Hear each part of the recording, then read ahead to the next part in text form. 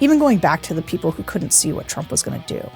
Right now, what we desperately need is somebody with some vision, not about how we go back, right? I'm not trying to build back better. It's not a kitchen renovation. There's a future out there, and we could build it. Like, they are going to tear it all down very fast, which means there's a world that we can rebuild and strengthen so much of what has been broken if we choose to. Hello, everyone. This is JVL here with my best friend, Sarah Longwell, publisher of the Bulwark.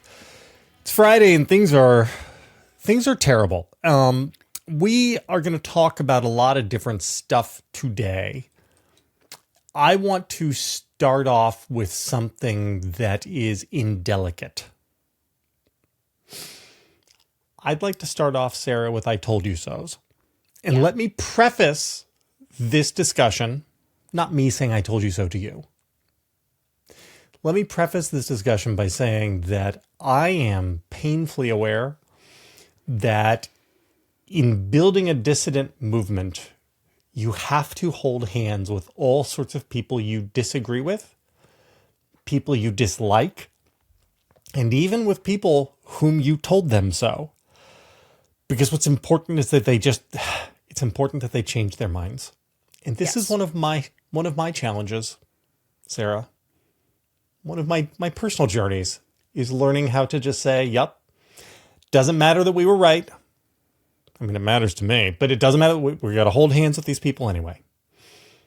That said, for just like 1 hour, could we do I told you so before we hold hands? Is that okay?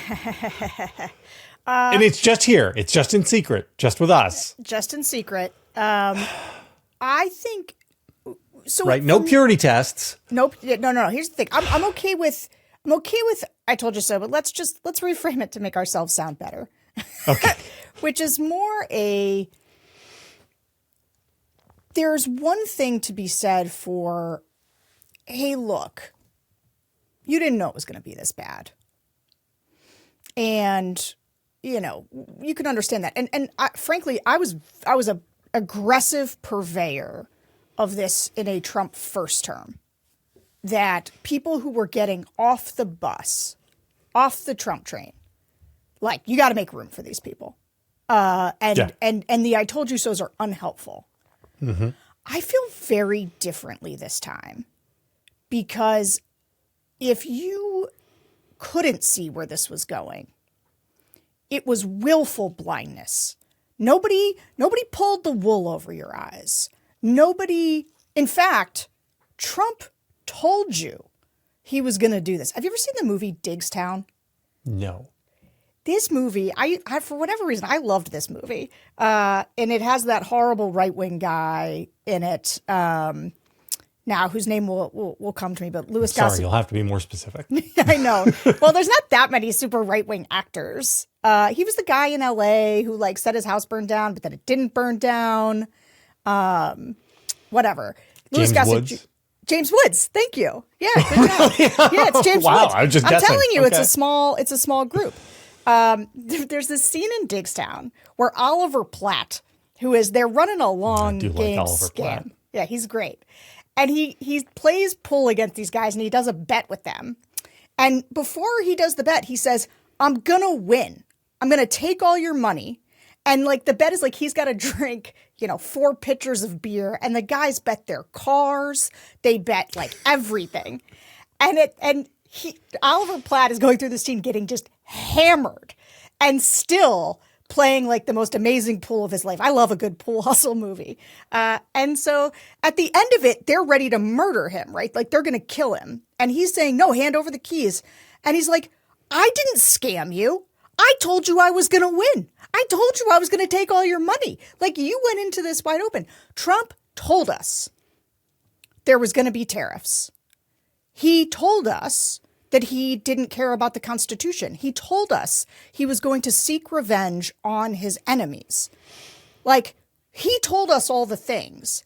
And yet, people ranged, sane people, purportedly smart people, analysts, political observers would say, boy, I just can't decide.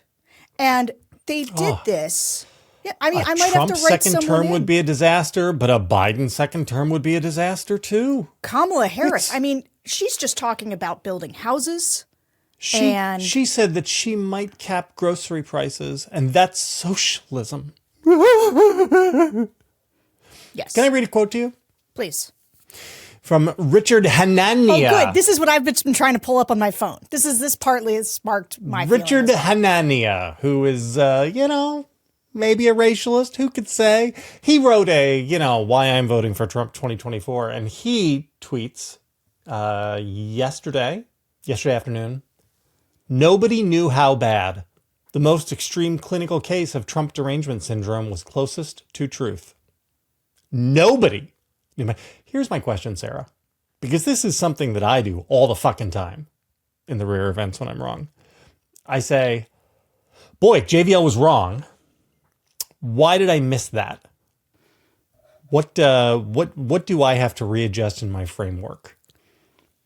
It is not true that nobody knew how bad. We have an entire media company that basically was built to say, don't do this, guys.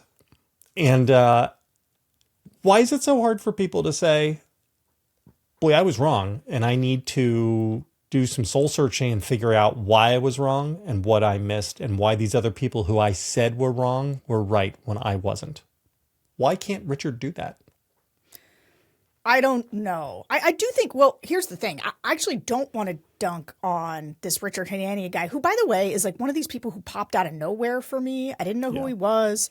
Now he's suddenly everywhere. But apparently somebody who's like, he rode the Trump train into always like hands on, hands off. Hands on, hands off. Is he? How he did it. Yeah. I don't really follow him. I think he's a bad actor. Okay. Well, but I don't know, in the sense that he's at least right now one of the few people. I'm not seeing a whole bunch of people who wrote in someone or people who said that Biden was the most lawless president and wrote whole pieces about that. And these are people who are one standard deviation away from us. Like, again, people who understood that Trump was bad, but somehow told themselves that still Kamala Harris was going to be worse. And so it's actually not Richard Hanania that I am mad at, because he is writing right now and explaining that he's wrong. Voting for Trump was wrong. Supporting Trump was wrong. And so actually him doing an admission is important. And I think this is why I told you so can be unhelpful, because what you know is that it is the I told you so's of people like us that keep people from being willing to admit that they got it wrong, right? They in their stomachs, the idea of giving us that cudgel is too horrible. And I understand that, kind of. Which is why we're doing it in secret. I'm not writing a triad saying, suck it. I know. And I kind of want to write a triad, the headline of which is simply, suck it. Well, you can do that if you want. That's your purview. No, it would be bad. Purview. That's bad JVL. I know. Sarah, I'm trying so hard with bad JVL. I know, buddy. It's tough for you. And that's why, but I think it's really important, actually, that you start to see people draw their lines, because there is a class of people who knows they got it wrong. And so Hanania is building, I think, a good permission structure that we can't build. And we're too angry. Like, this is where the fight gets too personal, I think, for us, is that we watched people who we've either known personally or have been close enough to us in sort of the intellectual and media circles that we saw how dishonest their analysis was. Because, and this is the part that, and I said this at the time about some of these people, I was like, either you are like delusional, right, whatever, or your analysis is bad. And when your analysis is bad, and bad in such a way where like it is blaringly obvious what's going to happen. And the number one thing that I think you and I knew and we talked about all the time that really does seem to have not occurred to a lot of these people is that the Trump second term wouldn't look like the first term. Now, I'm not sure how many times we sat on this show and others to say that the animating feature of Trump's first term that allowed it to not be a catastrophic. Now, and still, he mismanaged COVID and 1 million people died. 1 million people died. So let's not, but people are like, but the economy was good and blah, blah, blah. No until wars. It wasn't, but sure. Right. But there's like a story that they told themselves during the first term. Right. And why was that story able to be told? Well, it's because Jim Mattis and John Kelly and a bunch of people who later told stories about Donald Trump being a little Nazi curious, a fascist, a threat to democracy, an authoritarian who at didn't heart. respect our troops, who denigrated them. Like, they told us all this. Mm-hmm. And we saw Trump lie about the election. Okay, but the worst stuff actually came after he lost the election. All this stuff came out. Like, there was lots of terrible things about his first term, but it was really the post game that I think really just ripped the mask off. Like, there's nobody could make the case, and yet they did, right? With the number of people, the Patrick Raffinis, the Ben Shapiros, the Eric Ericksons, who weren't with Trump the first term, but signed up for the second term, signed up to own it, right? Which is the craziest thing in the world. Post January 6th, they signed up to own it. Okay. All right. And they made an argument, right? And a lot of it was to look backwards at Trump's first term and say, look at the economic prosperity, cutting of red tape. But the thing that we knew. Hey, Sarah, there's more show. Oh, there is? Yeah. Are we still talking? We have more talking? We're still talking. The talking goes on. But that's only for the people who are inside the Velvet Rope, the Bulwark Plus members. Oh, they got to subscribe.